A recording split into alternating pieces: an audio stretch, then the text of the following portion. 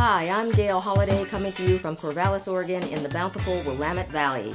Welcome to my show, Valley Views, a forum for sharing relevant topics relating to people and issues in the Willamette region. Hi, folks. Welcome back to part 2 of my show about the joys of being child-free by choice, or CBC. In this segment, I'll present 9 of the most frequent, predictable, and baseless arguments that CBCers hear from the mainstream that kind of want to force these kids on you. Each is followed by an informed comeback that you may consider if you're tired of these tedious accusations. So here we go. Clever comeback number 1 to, "You're being selfish." No, I'm being smart and considerate. Smart, because I'm following my own mind and not letting others dictate to me. Considerate, because I refuse to bring another person into the world to consume limited, dwindling resources just because it's the thing to do. Having a kid just because you want to fit in or escape criticism is the epitome of selfishness. Number 2. You may not like those kids, but you'll feel differently about your own. Right.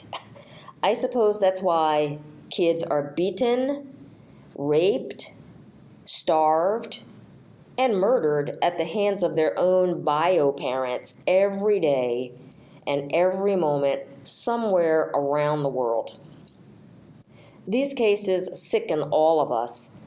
And I would think that in the name of humanity and compassion, those who are so pro-procreation would get a clue and realize that many people just should not have offspring. Number 3, if you don't like babies, that's okay, because they grow up. So in other words, if you can't deal with caring for an infant, wait a while, and they'll grow on you as they age. Yes, and precisely what age is the magic one where kids present no problem? What age is the safe one? Don't you remember the jolly good time you gave your own folks during your adolescence?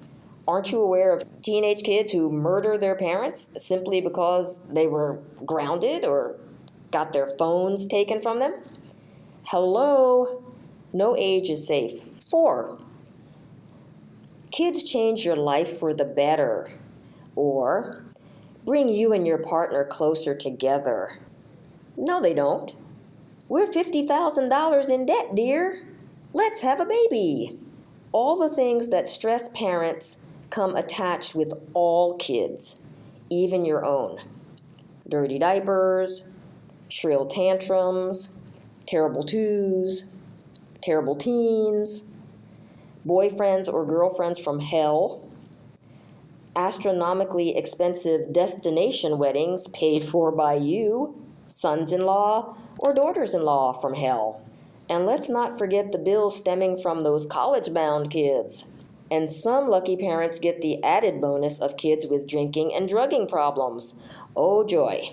Number 5, you must carry on the human species.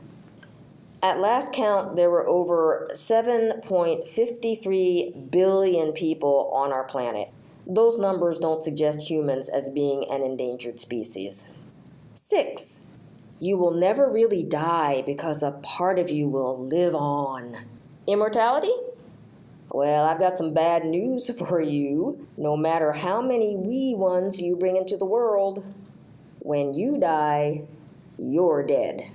Number 7, you're only half a woman or half a man or half a person if you don't have kids. Well, there's actually some basis of truth in that statement, because without kids, you have half the debt, half the stress, half the headaches, half the mileage on your car, half your food bills, half the clothing bills, and half the sleepless nights. Number 8, you will have no one when you're old, or you'll die alone. There's no guarantee that people with kids will have loved ones near when they're old. I know parents who've had as many as 12 or even 15 healthy adult offspring living in the same town, and those people aged alone and they died alone. Some of these aging people would have rather died alone than have their greedy offspring fighting over their scraps. Or, tragically, there are those cases when offspring die before their folks. To the contrary, when you're CBC, there's nothing to stop you from making friends, loving friends that will be there with you in your golden years and at life's end. My point is, family is what we make it. Often, these created families are better than your own blood relatives. Number 9, you will have no one to give your worldly possessions to. What worldly possessions? Okay. Some people actually have assets. All right. If I did, I'd leave them to my husband, a relative, friend, pet, or an organization that supports my most passionate causes. Possessions can be left to someone or something other than a bio kid, even to a radio station. So this is my conclusion. My unscientific opinion is that 8 out of 10 people who have kids shouldn't, because they did it for the wrong reasons, selfish reasons, without any real commitment to doing what it takes to raise a child. So now my critics will say, well, how do you know what it takes to raise a child? You don't have any.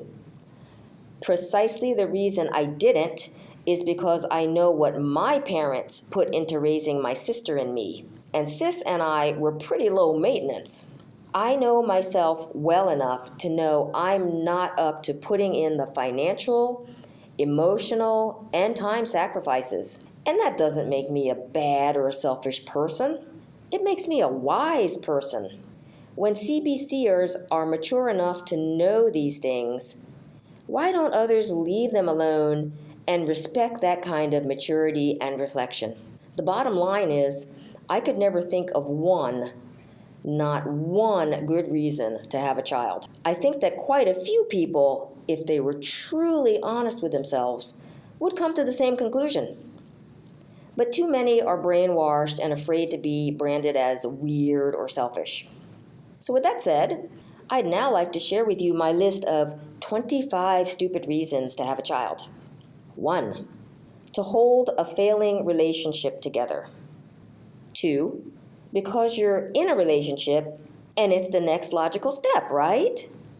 3, you want your partner to pay more attention to you or treat you better.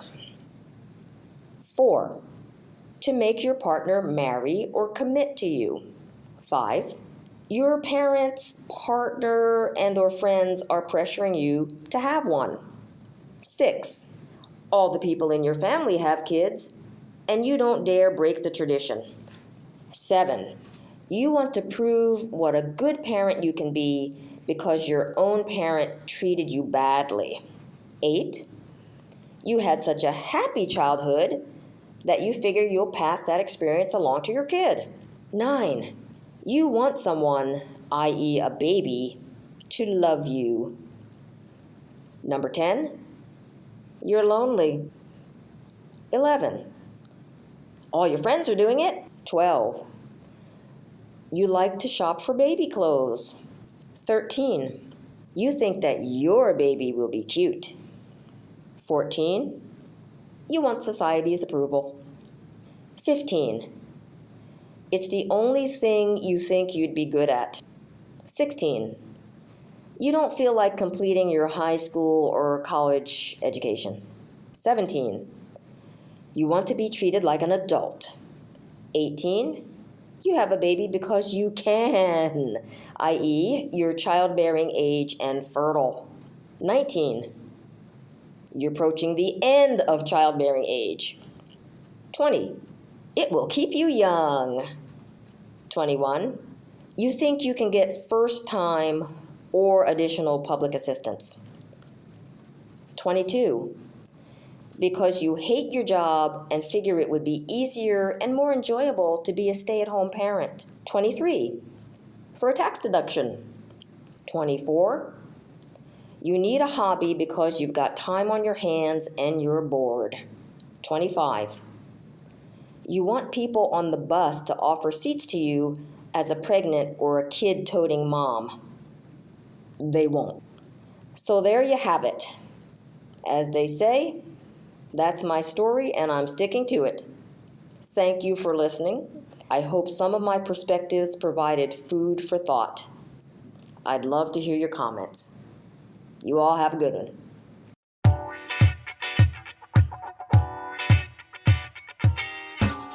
You've been listening to Valley Views. I'm your host, Dale Holliday, and I'd love to hear from you. Comments, questions, ideas for future topics, or other matters you would like explored. Email me at valleyviews@kboo.org. That's VALLEYVIEWS@kboo.org. Special thanks to Chad Howard from Corvallis Access Media for his technical assistance and support. I look forward to being with you again next time. And remember, as Doctor Who once said, I'm not in charge, but I'm full of ideas. Bye!